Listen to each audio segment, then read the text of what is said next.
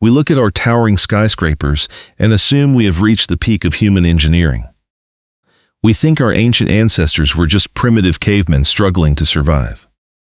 But hidden beneath the earth and deep inside jungles lie structures that break all the rules. These massive stone monuments that modern science still cannot fully explain. Mainstream history tells us early humans only had crude copper tools and stone hammers. Yet the physical evidence carved into the hardest rocks tells a far more complex story. Let us travel first to the barren mountains of southeastern Turkey. Here lies Gobekli Tepe, a massive megalithic complex buried in the sand.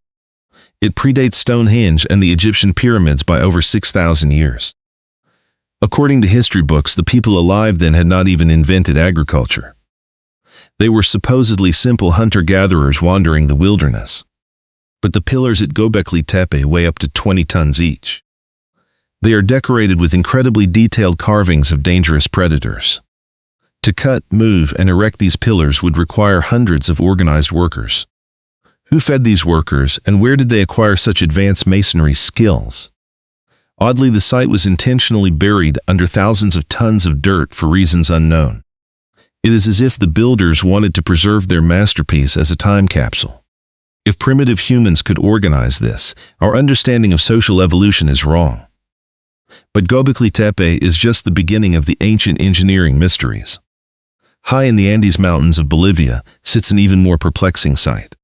At an altitude of nearly 13,000 feet lies the ruins of Puma Punku. The air is thin and the environment is incredibly hostile to intense human labor. Yet scattered across this harsh landscape are massive stone blocks carved with laser precision. These blocks are made of andesite and diorite, the hardest volcanic rocks on Earth. Even with modern steel tools, shaping diorite requires diamond-tipped equipment. But the stones at Puma Punku feature perfectly straight lines and flawless right angles. Some blocks have narrow grooves with smooth interiors that look machined in a factory. These stones were designed to interlock perfectly, like three-dimensional puzzle pieces. There are no crude chisel marks, just smooth, impossible geometric perfection. Archaeologists claim they use stone hammers, but modern stonemasons say that is practically impossible. Furthermore, the quarry for these massive blocks is located more than 50 miles away. How did an ancient civilization transport blocks weighing up to 100 tons? They had no draft animals capable of pulling such weight and no wheels. Yet they created a marvel that looks more like a destroyed sci-fi base than a temple. Moving north to Peru, the fortress of Sacsayhuaman presents another impossible challenge. The zigzagging walls here are made of gigantic limestone boulders. Some of these massive rocks weigh well over 300 tons. What makes Sacsayhuaman mind-boggling is how these stones are fitted together. The ancient builders did not use a single drop of mortar to hold them in place. Instead, they carved each irregular stone to fit perfectly against its neighbors. The joints are so incredibly tight that you cannot even slide a piece of paper between them. To do this, they had to lift a stone, map its complex shape, and carve the adjacent one. Doing this with a 300-ton boulder is completely beyond human comprehension. The precision of these walls allowed them to survive massive, catastrophic earthquakes. The specific techniques used to build these walls remain a deeply debated scientific mystery. If we cross the ocean to the Middle East, we find stones that make Sacsayhuaman look small. In Lebanon, the ancient site of Baalbek contains the largest worked stones ever discovered.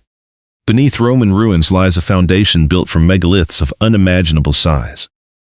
The most famous are three massive blocks known as the trilithon. Each of these massive blocks weighs an astonishing 800 tons. Even more incredible are the uncut blocks left behind in a nearby quarry.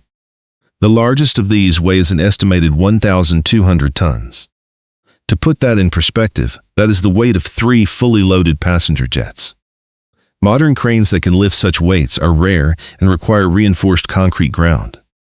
Yet ancient humans carved these blocks and planned to transport them up a hill. Historians suggest they used wooden rollers and ropes pulled by human slaves. But engineers point out that wooden rollers would be crushed to dust under 1,000 tons. The logistics of coordinating enough humans to pull that weight are simply staggering. There is no logical explanation for how Baalbek was truly constructed. Our journey then takes us out into the vast isolated expanses of the Pacific Ocean. Off the coast of Micronesia lies the ruined, mysterious artificial city of Nan Madol. Nan Madol was not built on an island but directly on top of a living coral reef. The city consists of nearly 100 artificial islets connected by water canals. The seawalls are constructed from hundreds of thousands of naturally hexagonal basalt columns. These heavy columns were stacked like giant logs to form massive structures. The total weight of the basalt used is estimated at over 200 million tons. The nearest source of this rock is located on the opposite side of the main island. How did an isolated culture transport millions of tons of stone across open water? Local legends claim that twin sorcerers used dark magic to make the stones fly. Science, however, struggles to offer a practical physical method they could have used. The sheer volume of effort required surpasses the construction of the Great Pyramid. And speaking of pyramids, no discussion of ancient mysteries is complete without Egypt. The Great Pyramid of Giza consists of over 2.3 million stone blocks. The geographic alignment of the pyramid faces true north with near-perfect accuracy. Such precision is difficult to achieve today without satellite technology. Inside, the king's chamber is constructed from massive granite blocks weighing 80 tons. Granite is incredibly dense, yet these blocks were lifted high into the air with precision. Some researchers point to strange circular drill marks found in Egyptian granite artifacts. These marks suggest the use of high-speed motorized drills rather than slow grinding. Were these structures truly just tombstones, or did they serve a forgotten technological purpose? Deep underground in Turkey, we find another marvel pointing to a fight for survival. The subterranean city of Derinkuyu extends over 200 feet below the earth. It is a massive multi-level complex capable of housing 20,000 citizens. The city features advanced ventilation, water wells, kitchens, and heavy stone rolling doors. Carving out solid volcanic rock requires immense planning to prevent structural collapse. Why would a civilization invest such monumental effort to move deep underground?